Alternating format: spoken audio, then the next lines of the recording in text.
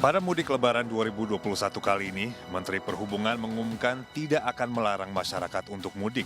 Pernyataan Budi Karya Sumadi disampaikan saat rapat kerja dengan Komisi 5 DPR. Dalam paparannya, ia memprediksi total penumpang angkutan umum Lebaran pada tahun 2021 mencapai 11,89 juta.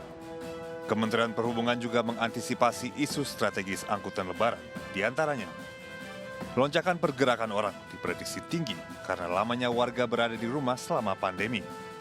Program vaksinasi COVID-19 juga sudah berjalan. Penerapan PPNBM 0% yang berdampak pada peningkatan kepemilikan mobil baru. Dan juga penggunaan tes genos sebagai syarat perjalanan. Menurutnya, perizinan mudik 2021 merupakan hasil kewenangan bersama sejumlah kementerian dan lembaga, di mana tugas Kementerian Perhubungan untuk melakukan pengetatan melalui proses tracing demi memastikan mobilitas masyarakat aman dari penyebaran COVID-19. Kami menyatakan bahwa boleh atau tidaknya dilakukan mudik tentunya adalah kewenangan bersama antara beberapa KL. Pertama, Kementerian PMK, gugus tugas, Kementerian Kesehatan, dan pihak-pihak yang lain. Oleh karenanya, boleh tidaknya dilakukan mudik tentu akan diputuskan dalam kolaborasi bersama di bawah pimpinan Kementerian PMK dan gugus tugas. Sementara itu, timeline persiapan dan penyelenggaraan angkutan Lebaran sudah mulai dilakukan sejak Maret dengan melakukan survei kesiapan jalur mudik.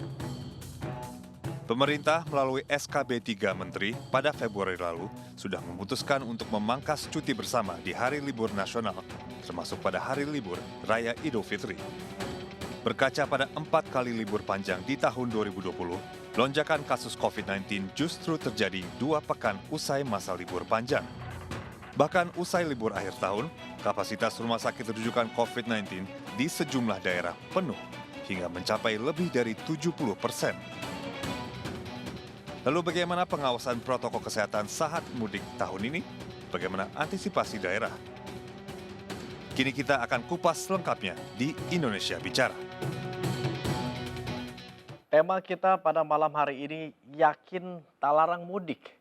Dan pemirsa tentu saja ini kemudian menjadi pro dan kontra di berbagai kalangan. Dan saat ini kami telah terhubung melalui panggilan video Zoom call dan bersama beberapa narasumber. Namun terlebih dahulu kami perkenalkan ada Pak Ganjar Pranowo selaku Gubernur Jawa Tengah. Pak Ganjar, apa kabar Pak Ganjar? Baik. Pak Ganjar, pemerintah sepertinya ini tidak melarang mudik untuk tahun ini. Setelah tahun yang lalu mudik dilarang, tapi tahun ini ternyata ada wacana tidak melarang mudik. Bagaimana pendapat Anda? Enggak. Saya sudah klarifikasi kepada Pak Menko, bukan tidak melarang artinya besok boleh mudik, karena belum diputuskan. Itu klarifikasi pertama dulu. Sehingga biar tidak ribut, nanti kita akan menunggu keputusan terakhir, karena pasti ini akan terkait dengan dinamika kondisi grafik COVID yang ada di tanah air begitu. Artinya ini masih dalam tahap diskusi begitu Pak Ganjar ya setelah dikonfirmasi. Tapi Iya, kondisi penyebaran virus... Iya, karena sebenarnya Pak Budi Karya itu menjawab pertanyaan Komisi 5 dalam rapat kerja begitu. Jadi belum menjadi sebuah keputusan, sehingga pada saat rapat evaluasi COVID dengan Pak Menko Perekonomian saya bertanya, Bapak apakah besok sudah ada keputusan mudik? Oh belum gitu. Itu kemarin menjawab pertanyaan saja, karena memang kita tidak melarang, tapi itu tidak berarti sudah mengizinkan begitu. Maka itulah yang perlu dihitung-hitung dulu. Baik, artinya ini masih belum final. Tapi kondisi penyebaran virus COVID-19 sendiri di wilayah Jawa Tengah saat ini seperti apa Pak Ganjar? Kalau kondisinya sama, hampir yang terjadi di sekitar Jawa Tengah, ada di Jawa Timur, Jawa Barat, DKI saya kira sama, semuanya mengalami penurunan. Maka baik juga kalau semuanya selalu membuat senario. Jadi berbagai senario-senario ini akan baik jika nanti suatu ketika pemerintah mengambil keputusan tertentu, maka semuanya sudah siap-siap begitu. Baik, memang tidak dilarang Pak Ganjar terkait eh, dan masih wacana begitu ya, belum ada keputusan final. Tapi seandainya itu betul terjadi, tidak ada larangan, kemudian warga banyak yang bergerak begitu pada saat momen libur panjang nanti, langkah strategis apa sih yang Bapak persiapkan begitu untuk mencegah penyebaran COVID-19 di wilayah Jawa Tengah? Dalam kondisi situasi yang belum pasti seperti ini, pemerintah memang harus selalu membuat berbagai senario untuk menyiapkan berbagai alternatif. In case umpama kasus yang nanti akan terjadi umpama nih, kita mau ada mudik. Maka kita punya pengalaman seperti pada tahun lalu, membuat senario-senario di mana ada tempat-tempat checkpoint untuk melakukan kontrol. Dan seandainya nanti tidak terjadi mudik, bukan berarti nanti, oh ini tidak boleh mudik. Terus tidak berarti semuanya taat loh ya. Tahun lalu juga aturannya sangat ketat sekali, tapi banyak yang menerobos. Jadi angkutan-angkutan itu tidak melalui jalur utama, sehingga mereka melalui jalur-jalur, ya jalur tikus kalau kita sebut ya. Maka inilah tempat-tempat yang bisa kita siapkan. Namun hari ini sudah banyak sekali cara-cara yang sebenarnya bisa kita antisipasi jauh-jauh hari sebelumnya. Umpama, kalau kemudian kebijakan itu akan ada, baik juga mulai hari ini siapa yang akan mudik mendaftar secara online. Kalau mendaftar dan kemudian angkutan yang akan dipakai juga disiapkan mulai hari ini, maka kontrol itu akan lebih mudah. Kalau mereka menggunakan angkutan umum, itu sebenarnya jauh lebih mudah lagi dikontrol. Katakan Pak Budi Karya umpama sudah menyiapkan beberapa peralatan untuk melakukan testing begitu ya. Dalam hal ini menggunakan Ginos umpama yang ada di stasiun, terus nanti di pelabuhan udara, kalau mereka mau menggunakan pesawat udara, mungkin di pelabuhan-pelabuhan yang menggunakan kapal, atau di terminal-terminal, itu kontrol yang gampang. Namun tidak cukup mudah kalau kita melihat nanti masyarakat banyak menggunakan kendaraan pribadi. gitu. Maka mungkin kontrol berikutnya adalah mereka mesti sudah melakukan tes, terus kemudian mungkin juga akan bisa membawa rebues begitu ya, surat keterangan dia sudah divaksin dan sebagainya. Ada banyak yang bisa kita siapkan mumpung masih jauh-jauh hari. Maka beberapa skenario inilah yang kita siapkan juga mengantisipasi kondisi yang bisa mudik dan bisa tidak mudik begitu. Baik, Pak Ganjar, tapi sebagai pimpinan daerah Anda sendiri lebih condong kemana? Lebih menjadi pihak yang setuju dengan adanya kebijakan tidak pelarangan mudik begitu, ataukah Anda lebih menghimbau sebaiknya ini dilarang saja begitu mudik untuk ke wilayah tertentu? Kalau kita melihat kondisinya yang sudah mulai membaik tapi belum tuntas, sebaiknya tidak mudik dulu. Baik, dan langkah-langkah antisipasi seperti yang tadi sudah Anda sampaikan juga barangkali Anda percaya bahwa itu akan berjalan efektif ketika ada anjuran bahwa memang sebaiknya warga menggunakan kendaraan atau transportasi umum begitu agar lebih mudah dikendalikan? Dalam situasi seperti ini tidak akan mungkin semuanya bisa efektif 100%. Maka beberapa persen itu adalah risiko yang mesti kita ambil. Maka beberapa bupati wali kota pada pengalaman tahun lalu juga mereka berjaga-jaga di seluruh titik. Seandainya kemudian menemukan mereka yang tidak mengikuti SOP, tidak mengikuti protokol, mereka cenderung melawan gitu ya. Dan seperti ini harus ditangani sehingga seandainya nantinya itu terjadi betul-betul seluruh persiapan-persiapan bisa dilakukan.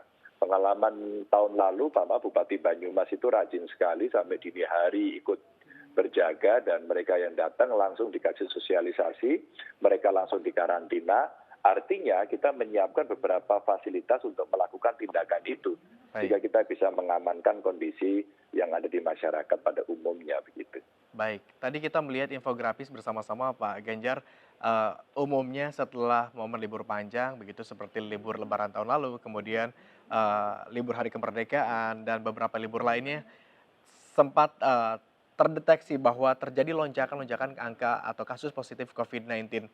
Nah, Anda sendiri di Jawa Tengah apakah sudah mempersiapkan kemudian aturan-aturan yang mesti diterapkan jika nanti pada saat momen libur lebaran itu terjadi lonjakan traffic begitu? Ya, kondisinya memang tidak ceteris paribus begitu ya. Kalau kemarin kan belum ada vaksin, terus kondisi pandemi lagi lagi luar biasa, naiknya lagi tinggi-tingginya begitu ya. Kalau sekarang mulai agak turun, tapi sekali lagi saya mengingatkan turun itu belum selesai loh ya. Jangan kita ceroboh nantinya. Kita mesti harus hati-hati dan harus prudent betul untuk menyiapkan segala sesuatunya. Karena kita sadar kontrolnya itu tidak mudah. Kontrolnya sangat tidak mudah. Maka kalaulah kemudian sekarang kita bisa menyiapkan pengalaman tahun lalu, yang paling bagus ya didenda. Denda yang cukup tinggi sehingga orang akan bicara sangat hati-hati begitu dan mereka akan mempersiapkan diri. Kenapa di awal tadi saya sampaikan bagaimana kalau mau bepergian mereka bisa mendaftar dulu, terus kemudian terkontrol, ada sistem yang kita bangun begitu, itu untuk membantu kita mengurangi ya potensi-potensi adanya kesalahan-kesalahan atau kekeliruan dan inilah yang bisa kita pakai untuk mencegah itu. Maka kita sudah membaca seluruh data itu. Makanya kita mesti hati-hati. Tidak hanya pada saat mudik loh ya. Ketika ada rencana untuk sekolah tatap muka pun kami menyiapkan dengan hati-hati. Bahkan saya sampaikan kepada Mas Menteri, izinkan kami di Jawa Tengah untuk uji coba dulu. Karena ini penting untuk kita lakukan persiapan-persiapan begitu. Pokoknya kerumunan itu prinsipnya berbahaya begitu. Baik, tapi untuk mengatur traffic begitu keluar masuk wilayah Jawa Tengah setidaknya sudah ada sistemnya begitu Pak Ganjar ya? Iya, sistemnya sebenarnya dengan kerjasama kepolisian, perhubungan, antar kabupaten, kota, dan provinsi kita punya. Tapi selalu saja pasti ada yang menerobos. Maka kalau kita melihat kepentingan lebih besar, sekali lagi, kita hati-hati betul, kita hitung betul, kita ukur betul, agar semuanya siap. Baik, tadi salah satu aturan disebutkan aturan khusus begitu yang disiapkan untuk mencegah potensi-potensi penularan COVID-19 begitu pada momen libur panjang nanti begitu pada saat mudik ialah dengan pemberlakuan denda. Bagaimana mekanismenya nanti diterapkan Pak Ganjar? Ya kalau kemudian itu bisa disepakati, setidaknya potensi orang yang akan mudik kalau kita melihat data sebelumnya ya, sebelum pandemi itu kan sekitar 11 juta. Itu kemungkinan yang 5 juta sendiri masuk ke Jawa Tengah. Jadi itu sebuah jumlah yang sangat besar. Tapi kita sudah latihan tahun lalu tidak mudik begitu ya sehingga memang agak sepi. Nah kalau kemudian ketentuan itu diberlakukan setidaknya di seluruh Jawa katakan ya akan diberlakukan seperti PPKM yang Jawa Bali ini, maka ketentuannya tidak rumit. Bisa diatur melalui ketentuan dari pusat begitu, terus kemudian kita berikan denda yang memang punya deterrent effect sehingga masyarakat akan berhitung betul untuk melakukan kegiatan bepergian apalagi rame-rame begitu. Baik. Kita sama-sama berharap tentunya Pak Ganjar bahwa memang berbagai upaya terus dilakukan untuk mencegah potensi penularan COVID-19 begitu menjelang libur Lebaran yang kita antisipasi bersama-sama kelak begitu. Tapi seandainya Pak Ganjar, seandainya ternyata kasusnya nanti kemudian melonjak seperti pengalaman-pengalaman sebelumnya walaupun saat ini kondisinya melandai begitu ya. Langkah apa yang pemerintah daerah ini sudah siapkan untuk kemudian menanggulangi lonjakan tersebut? Ya kalau kemudian konteksnya mau mudik ya mudiknya dilarang. Maka trennya kan bisa kita lihat beberapa bulan ke depan kan. Kalau asumsinya kegiatan akan dilakukan bulan Mei, maka segala sesuatunya kita siapkan dari sekarang dengan melihat data epidemiologisnya. Kalau kemudian kondisinya seperti itu, trennya naik, katakan ya sudah dilarang. Kalau tidak, maka kita akan ngambil risiko. Tentu risikonya bisa kita siapkan umpama nih, bagaimana kita menyiapkan dari sisi pelayanan kesehatannya, rumah sakitnya, tempat isolasinya, terus kemudian nakesnya yang akan merawat, obat-obatan, dan seterusnya. Tapi kondisi yang saya ceritakan terakhir ini tentu memberikan gambaran imajinasi kita, segala sesuatu yang sudah susah payah kemarin kita lakukan, dan hari ini situasinya cukup membaik begitu, mengingatkan kepada kita agar kita sangat hati-hati dalam mengambil keputusan itu. Bahaya loh kalau salah gitu. Baik, ada premis yang menyebut Pak Ganjar bahwa mudik ini kemudian diperbolehkan begitu untuk mengembalikan roda perekonomian di wilayah masing-masing. Anda termasuk yang sepakat dengan premis tersebut atau tidak? Oh tentu saja kalau ada kepentingan-kepentingan ekonomi kita tidak ada yang tidak sepakat. Tapi ketika kemudian harus membuat sebuah prioritas, tentu kesehatan harus di atas ekonomi. Baik, artinya kesehatan dulu, ekonomi dapat ditahan begitu ya Pak Ganjar ya? Iya, tentu saja dengan perhitungan-perhitungan yang tidak saklek ya. Jadi ada beberapa yang areanya masih bisa kita kontrol dan ada yang tidak. Tapi kalau kejadiannya secara merata dan itu masif begitu, ya sebaiknya kita pertimbangkan yang kesehatan dulu gitu. Baik, baik. Terima kasih Pengajar atas waktunya dan kita juga pemirsa sudah melihat bagaimana gambaran kemudian penanganan, kemudian juga langkah-langkah antisipatif untuk wilayah Jawa Tengah. Nah, usai jeda pariwara pemirsa kami akan melihat tinjauan bagaimana pemerintah daerah di wilayah Jawa Barat untuk menyikapi wacana libur mudik Lebaran tahun ini. Masih bersama kami nanti di Indonesia Bicara.